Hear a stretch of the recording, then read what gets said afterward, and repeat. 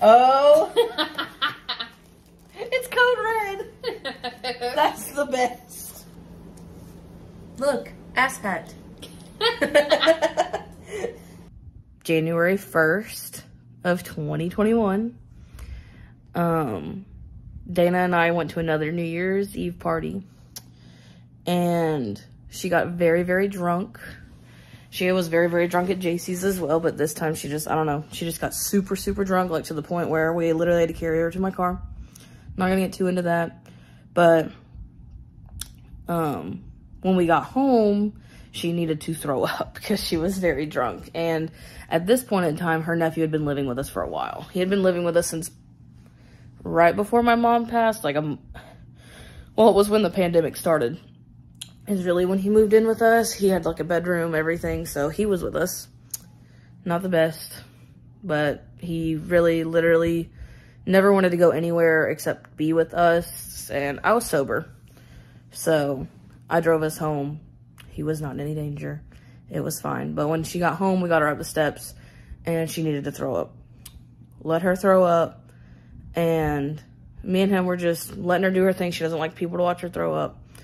And she starts just yelling at me, saying that she doesn't love me.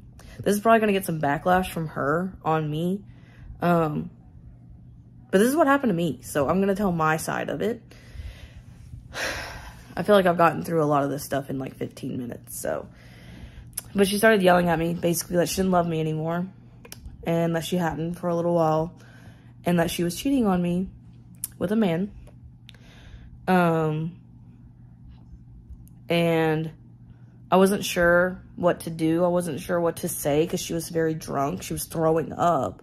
I told Cole, her nephew, my nephew still, I said, you just need to go in your room and you need to just let me take care of this. You know, don't worry, because he worries about everything. So she finally stops throwing up and literally just passes out in bed while I'm over here not knowing what to think. Crying, thinking that at that point in time, almost 4 years of a relationship was flushing down the toilet, basically. Like, it would have been 4 years in that February. So I was like, do I have to move back here? Like, what's going to happen? Like, what am I going to do about Cole? Because he was living with us. I was like freaking out, you know. I was like, what's going to happen? And she was just passed out. And I didn't sleep. It was already very late, and I didn't sleep. And I woke her up probably about 6 o'clock in the morning. I woke her up and asked her about what she said. And I want to say she said she didn't remember what she said. But I told her what she said, and she admitted to everything. And I wasn't sure what was going to happen. We talked about a lot of stuff, tried to get a lot of stuff out. Now granted, I can't say I was being the best person at this point in my life because I had just lost my mom, and coping and grieving really does change you as a person. And I realize that a lot more now after everything ended between her and I, like really ended, that it really can change you as a whole. So, I wish I would have known that then and saved myself a lot of troubles, but her and I just spent the whole day kind of like talking here and there, tried to be better about stuff. I think we got a stimulus around this time, and so I had Cole go stay with his mom, and her and I went away for a weekend in Knoxville, Tennessee, and really just tried to like reconnect and try to find like those people we were before so much heartbreak affected us, kind of. And I think that did work for a little while. That was, like I said, the 1st of January. So, I want to say May, maybe it was the beginning of June, end of May, she cheated on me again. This time, she wasn't drunk admitting to it. She wasn't anything. We were just, I don't know if we were arguing, if we were just talking. I don't really remember, like, what made her say it, but she admitted to it. And then patched stuff up again. I don't know. Like I said, I wish I had known what I know now. Save myself a lot of heartache. A little while goes by, and I think things are feeling pretty normal. Then it was the beginning of December, the guy that Dana left me for, his baby mama, that I'm pretty sure he was still with at this point in time, messaged me on Facebook. I had no idea who this person was.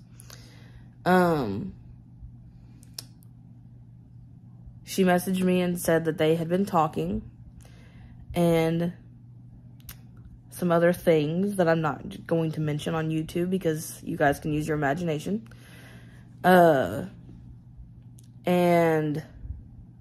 when I asked her about it, she told me, yeah. I want to say that happened in November, and then about a month later, it happened again. Only the first time I asked her about it and took her word for it, you know, she was like, she admitted to it. And I went to my best friend's house. It was whatever. And then in the beginning of December, when that girl had messaged me again and said it was still going on, I didn't give her a chance to explain herself. I just left. That's when I really thought things were over. I didn't see a point. This was going to be like the third, fourth time that this stuff was going on. So I was like, this doesn't need to continue. Clearly, she's not going to stop. You know, I'm not what makes her happy. And so I left and I stayed with my best friend. Then, I don't know why I went back there. I know that I had called my dad, I had called my stepmom, I had called everybody, you know, just was like, I'm going to probably be coming home because this is what's been going on. Nobody knew about the previous times except for JC and Kat. I'm sorry, I have the hiccups. I ended up going back over there for something. Went back over there, me and her ended up talking. And I don't know why, but we worked it out again. And things were good until January, which is not even a month later. And that girl messaged me again saying that they were talking, only this time I was like, there's no way. Because she had shown me multiple times that he was blocked. There was no way. She even told me right when that girl messaged me and showed me that he was blocked. There was no messages that I could see. And then a couple days later, she texted me, not even 5 feet away, and broke up with me and ended everything. It was very traumatizing that whole year. You know, not even, it was a year after losing my mom, not even for some of it. And it's just a lot of trauma. And I know that she lost her mom too. And like I said, grief and coping changes you as a person. I wish I had known that now. It probably wouldn't have gone on as long as it did. And then I moved back here, and you guys know everything that's going on with me now. We're gonna be done talking about Amber Lynn because it's not relevant anymore. I told my part of everything. I'm not going to like bring her up on my own. Now, if I'm on like live or do an IG thing, sure, I'll answer your questions about her. As long as they're like not dumb questions, like what does her feet smell like, or what does her what smells like. I don't know how to tell y'all that. As far as her and wifey breaking up, I think it's hilarious. Not that they broke up, but what's hilarious is that when we got off the phone call and got off live, me and Lexus were sitting and talking, and she said something about, she said, I bet they break up soon. I don't know like what came over her to talk about it, but she was right, and they broke up not too long after that. We did go up to Kentucky on vacation for a week. Tried to meet up with Becky. I know she's a very busy person. I'm gonna try my best to keep in touch with Becky always, and her business is her business. She can tell it. I'm not here to tell Becky's business. But I did message her last night after I saw that she had posted on her community tab, and I just hope things get better for her, and just try to be there for her 100%. And whenever she's ready to do her live and all that, I mean, I offered, I don't even care if we did it on her, we don't even have to do it on my channel, so we can do it on hers, let her get her money. You know, because we all know that she could make bank, and I think she really could do some damage if she would just do it.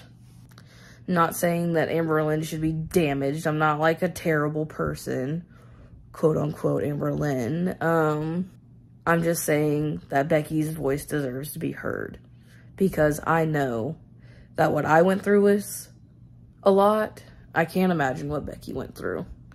So I hope that she finally comes out and speaks her truth. Whatever backlash she gets, there's so many people that will be in her corner. So I don't think she should be too scared of that.